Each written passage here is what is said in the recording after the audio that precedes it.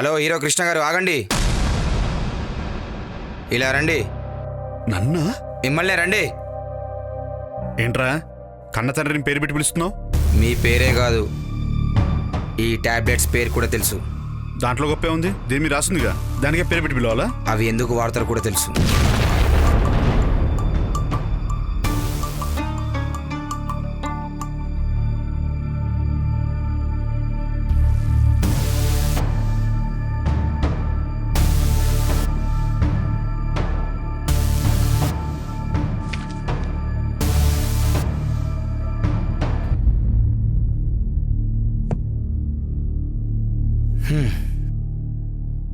అమ్మా, మేము చాలా అదృష్టవంతులం. ఎందుకంటే చిన్నప్పుడు మమ్మల్ని ఎలా పెంచావో మాకు తెలీదు. మాకేంటి ఎవరికి తెలీదు. కానీ ఆ అవకాశం ఇప్పుడు నువ్వు మాకు ఇస్తున్నావు. అర్థం కాలేదా? చిన్నప్పుడు మేము ఎలా పెరిగామో తెలీదు, కానీ ఇప్పుడు మా తమ్ముడికో చెల్లికో జన్మనిస్తున్నావు. వాళ్ళని మాలాగే పెంచుతావుగా, అప్పుడు మాకు తెలుస్తుంది కదా. ఇలాంటి అదృష్టం అందరికీ రాదమ్మా.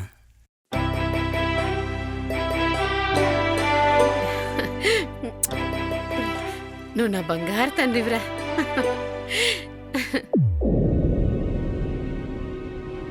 రే, ఈ విషయం ఇంట్లో ఎవరికైనా తెలీదమ్మా. అమ్మా, నువ్వేం టెన్షన్ పడకమ్మా. వాళ్ళకి ఎలా చెప్పాలో నాకు తెలుసు. ఓకేనా? రేయ్, నీకు ఉద్యోగం సద్యోగం లేకపోయినా నువ్వు మాత్రం సెంటిమెంట్లొద్దు, అమ్మని జాగ్రత్తగా చూసుకో. ఇంతకీ ఈ విషయం నానమ్మకు తెలుసా? తెలుసురా.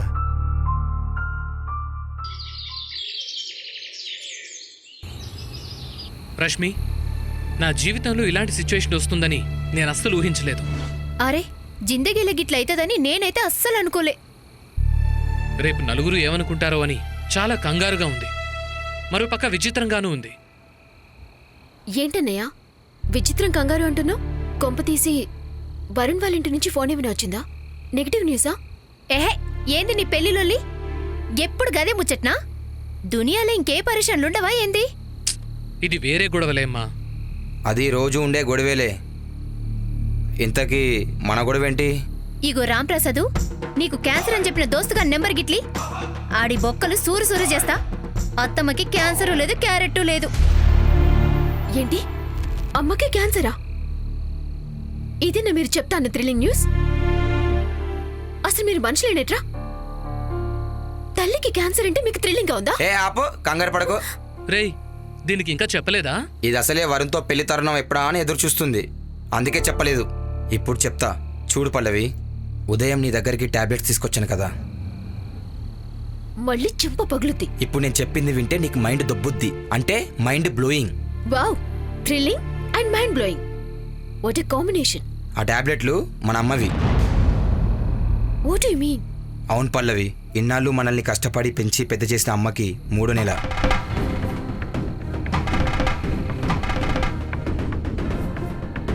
ఏంది, ఈ ముచ్చట నీకు ముందుగానే తెలుసా? నాకు ఇందాకే తెలిసింది.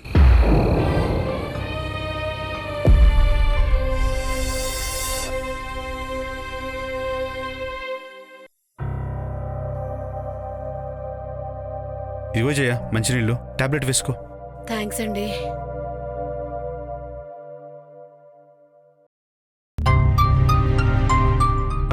ఏంటమ్మా? ఏంట్రా? ఏదో అన్నట్టుంటేను. నేనేమీ అనకుండానే అలా ఉలిక్కి పడతావేంట్రా? నాకు అలాగే అనిపిస్తుంది అత్తయ్య. అనిపిస్తుంది. ఎందుకు అనిపించదు?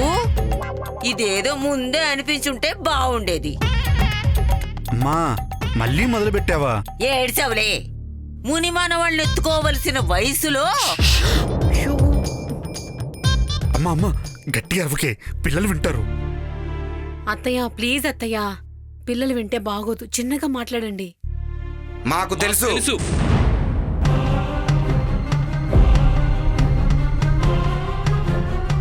మాకు తెలుసు.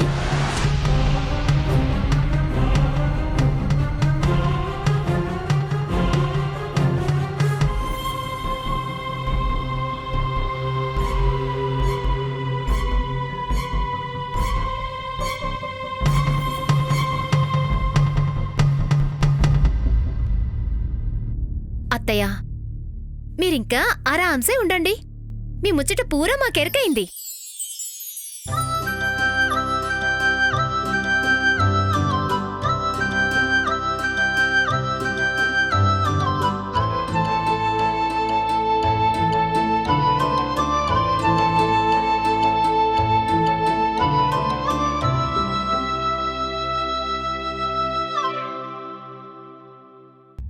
గది విషయం అత్తమ్మా. No tension, feel free.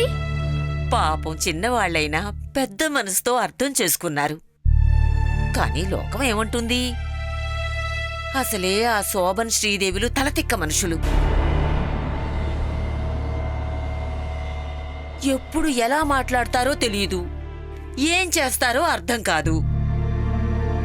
కాబట్టి దొంగలుండే కాలనీలో కాపురం ఉండేవాళ్లలాగా ఈ రోజు నుంచి వాళ్లతో జాగ్రత్తగా ఉండాలిరా. ఏమండి? ఏంటి? వచ్చేసారు ఎవరు? తలతిక్క మనుషులు. ఆహా కాదు, అవును వాళ్ళేనండి, వచ్చేసారు. ఏహే, అంత భ్రమే. కాదా అండి?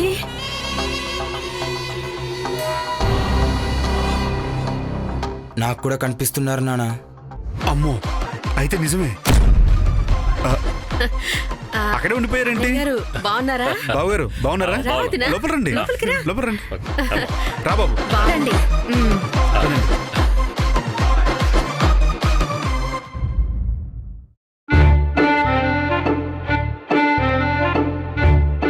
ఏంటోదినా సడన్ గా వచ్చారు? పదవే వెళ్దాం. పర్మిషన్ తీసుకుని రావాలా? అయ్యో అన్నయ్య కూర్చోండి.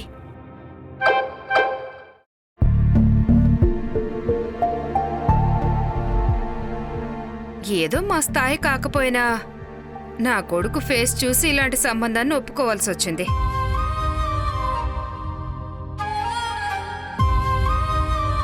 ఆ విషయమే చెప్దామని వచ్చాం.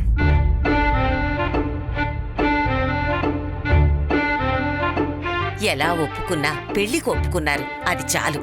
ఇంతవరకు వచ్చారు కాబట్టి పనిలో పనిగా పెళ్లికి కూడా ముహూర్తాలు పెట్టుకుంటే బావుంటుందిరా. తెలుసు, మీరా మాట అంటారని నాకు ముందుగానే తెలుసు. అందుకే ముందే ప్రిపేర్ అయ్యి వచ్చాం.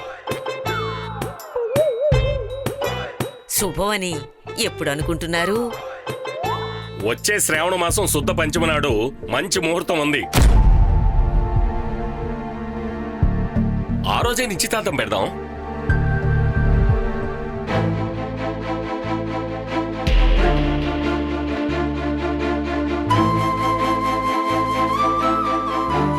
ఏమండి, శుద్ధ పంచమి పున్నమి నాడు నాకు అర్థం కావు, కానీ ఎన్ని రోజులో చెప్పండి.